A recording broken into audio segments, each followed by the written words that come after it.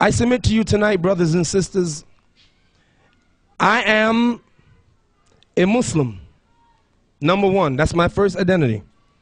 Number two, I am an African American. My skin is black. That's my second identity. I love my black skin. I don't apologize for it. I love it, everything about it, because Allah made me that way. It's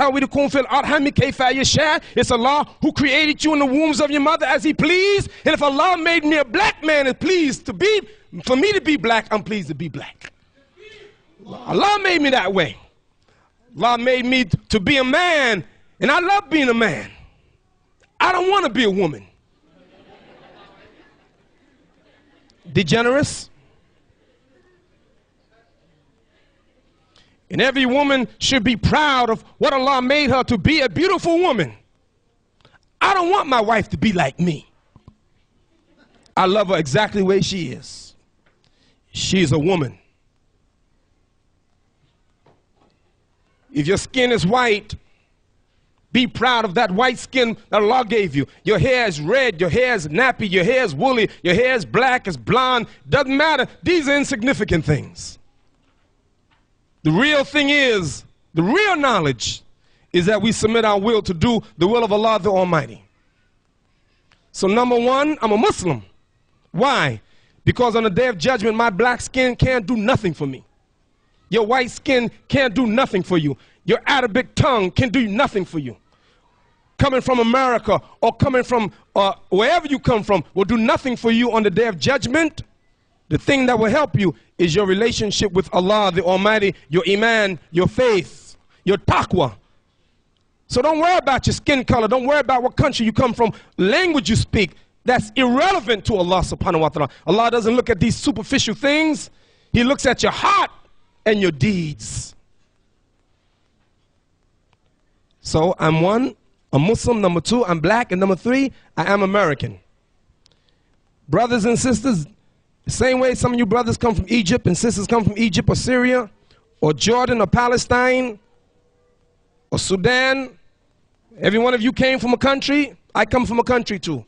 My country happens to be America. I'm born in America. Allah made me to. I had no choice. I just woke up one day and I was in Brooklyn. I had nothing to do with it. I didn't choose my parents. Allah chose them for me. Yes. And wherever Allah raised you up and gave you life, in whatever country He gave you life, that's the country you're born in. So this is my country. And I don't want to see America fail. I want to see America get better. But I must admit that America's sick. America, to me, is the height of jahiliyyah, the height of ignorance. I painted a picture a long time ago. Some of these young brothers will tell you the picture I painted of America. In my opinion, America is like a car speeding down a steep mountain full of ice and snow with brakes that don't work, driven by a blind man, high off of drugs. That's America. America, like a car speeding down a steep mountain full of ice and snow with brakes that don't work, driven by a blind man, high off of drugs. And the problem is, in the back seat is Ahmed.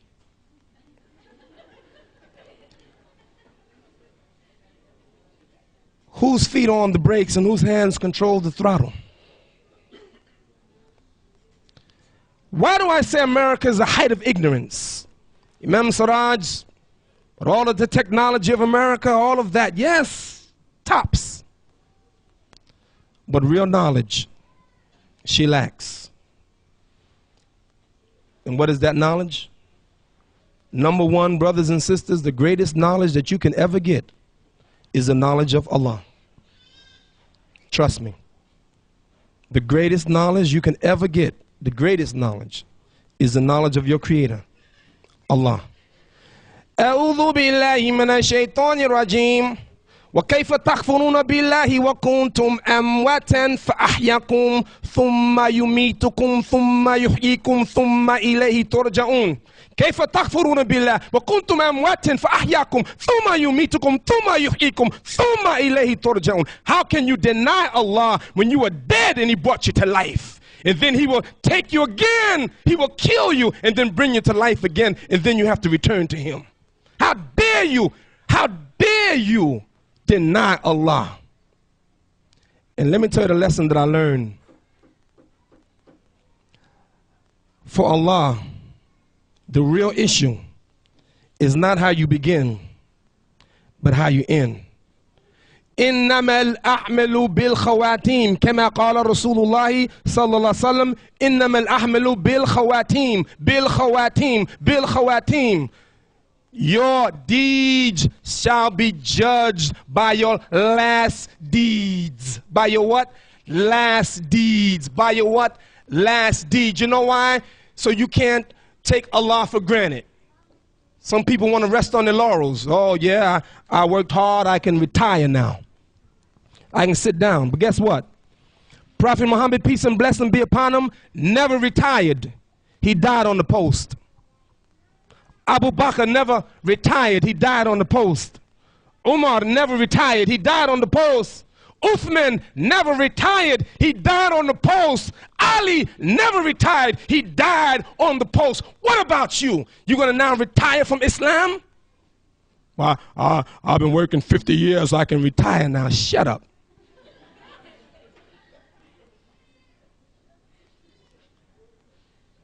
Brothers and sisters, really, the best knowledge you can get is the knowledge of Allah.